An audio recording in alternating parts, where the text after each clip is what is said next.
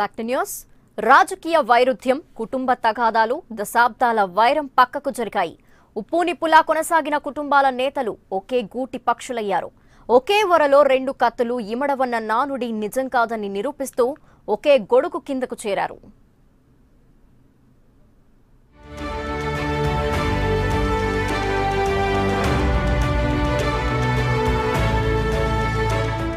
ఆంధ్రప్రదేశ్లోని కొన్ని దశాబ్దాలుగా రాజకీయంగా, వ్యక్తిగతంగా కక్షలతో రగిలిపోయిన వారిని టీడీపీలోకి తీసుకురావడంలో పార్టీ నాయకత్వం చతురత చూపింది. కర్నూలు జిల్లాలో కోట్ల సూర్యప్రకాష్ రెడ్డి, కేఈ కృష్ణమూర్తి కలిసి ప్రచారం చేస్తారని, విజయనగరం జిల్లాలో కిషోర్ చంద్రదేవ్, విజయ రామరాజు ఒకే వేదికపైకి వస్తారని, చిరకాల రాజకీయ ప్రత్యర్థులైన నారా, నల్లారి కుటుంబాలు చేతులు కలుపుతాయని, దేవినేని నెహ్రూ, వంగవీటి రంగా వారసులు ఒకే పార్టీలో చేరతారని, ఆదినారాయణ రెడ్డి, రామసుబ్బారెడ్డి కలిసి పనిచేస్తారని ఎవరూ ఊహించి ఉండరు.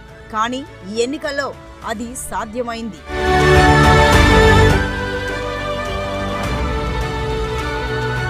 కడప జిల్లా జమ్మలమడుగు నియోజకవర్గంలో చదిపిరాళ్ల ఆదినారాయణ రెడ్డి, పొన్నపురెడ్డి రామసుబ్బారెడ్డి కుటుంబాల మధ్య కొన్ని దశాబ్దాలుగా పచ్చగడ్డి వేస్తే భగ్గుమనేంత వైరం ఉంది. వీరు ఒకే పార్టీలోకి వస్తారని కొన్ని రోజుల క్రితం వరకు ఎవరూ ఊహించలేదు. ఈ రెండు కుటుంబాల మధ్య ఫ్యాక్షన్ గొడవలతో మొదలైన వైరం ఆ తర్వాత రాజకీయంగానూ కొనసాగింది. ఈ వర్గాల మధ్య గొడవలు పలు హత్యలకు దారితీశాయి. ఇప్పుడు వీరిద్దరూ టీడీపీ గొడుగు కిందకు చేరారు. ప్రస్తుతం టీడీపీ తరపున కడప ఎంపీ స్థానం నుంచి ఆదినారాయణ రెడ్డి, జమ్మలమడుగు నుంచి రామసుబ్బారెడ్డి బరిలో నిలిచారు.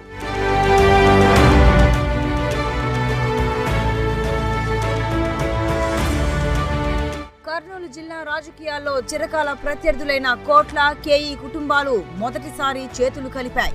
సూర్యప్రకాష్ రెడ్డి తండ్రి కోట్ల విజయభాస్కర్ రెడ్డి, కేఈ కృష్ణమూర్తి తండ్రి కేఈ మాదన్న కాలం నుంచి ఈ రెండు కుటుంబాల మధ్య రాజకీయ వైరం తీవ్రంగా నడిచింది.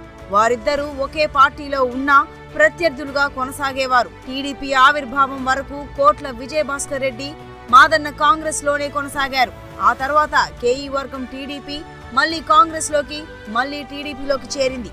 కోట్ల వర్గం మాత్రం మొదటి నుంచి కాంగ్రెస్ లో ఉంది. తాజాగా కోట్ల సూర్యప్రకాష్ రెడ్డి కుటుంబంతో సహా టీడీపీలో చేరారు. ఒకప్పుడు పరస్పరం ఎదురుపడేందుకు ఇష్టపడని కోట్ల సూర్యప్రకాష్ రెడ్డి, కేఈ కృష్ణమూర్తి కలిసి ప్రచారం సాగిస్తున్నారు.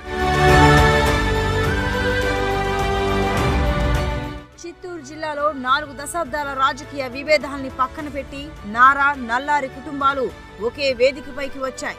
ఒకప్పుడు కాంగ్రెస్ నేత నల్లారి అమర్నాథ్ రెడ్డికి వ్యతిరేకంగా గ్రూప్ రాజకీయాలు నడిపారు చంద్రబాబు. ఇప్పుడు అదే అమర్నాథ్ రెడ్డి కుమారుడు కిషోర్ కుమార్ రెడ్డిని పార్టీలో చేర్చుకుని టికెట్ ఇచ్చారు. కొన్ని నెలల కిందట కిరణ్ కుమార్ రెడ్డి సోదరుడు కిషోర్ కుమార్ రెడ్డి టీడీపీలో చేరగా ఆయనకు పీలేరు టికెట్ ను చంద్రబాబు ఖరారు చేశారు.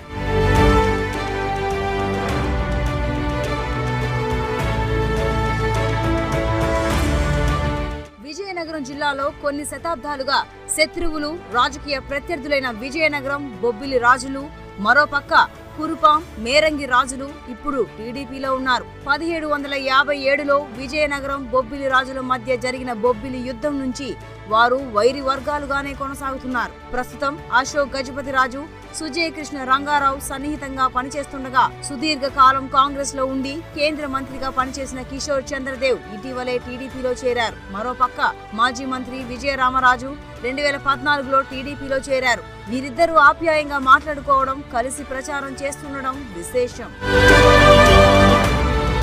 ప్రకాశం జిల్లాలో కరణం బలరాం, గొట్టిపాటి హనుమంతరావు రెండు వర్గాలకు ప్రాతినిధ్యం వహించేవారు. వీరిద్దరూ ఒకరు ఒక పార్టీలో ఉంటే మరొకరు మరో పార్టీలో ఉండేవారు. ఇప్పుడు ఆ రెండు కుటుంబాలు టీడీపీలో కొనసాగుతూ వేరు నియోజకవర్గాల నుంచి బరిలో దిగుతున్నారు.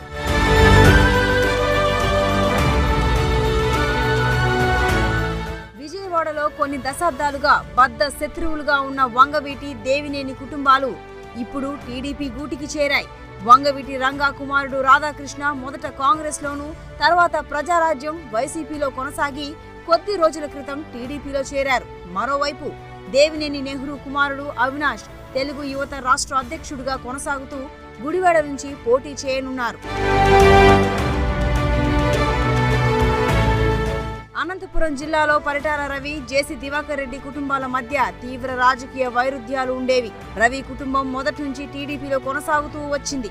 ఆయన చనిపోయిన తర్వాత సతీమణి సునీత రాప్తాడు నుంచి గెలిచారు. రాష్ట్ర విభజన తర్వాత జేసీ కుటుంబం టీడీపీలోకి వచ్చింది. 2014 ఎన్నికల్లో జేసీ దివాకర్ రెడ్డి అనంతపురం లోక్సభ స్థానానికి, ఆయన సోదరుడు ప్రభాకర్ రెడ్డి తాడిపత్రి అసెంబ్లీ స్థానం నుంచి పోటీ చేసి గెలిచారు. ఇప్పటికీ పరిటాల, జేసీ కుటుంబాల మధ్య అంత సయోధ్య లేకపోయినా రాజకీయంగా ఒకే పార్టీలో కొనసాగుతున్నారు.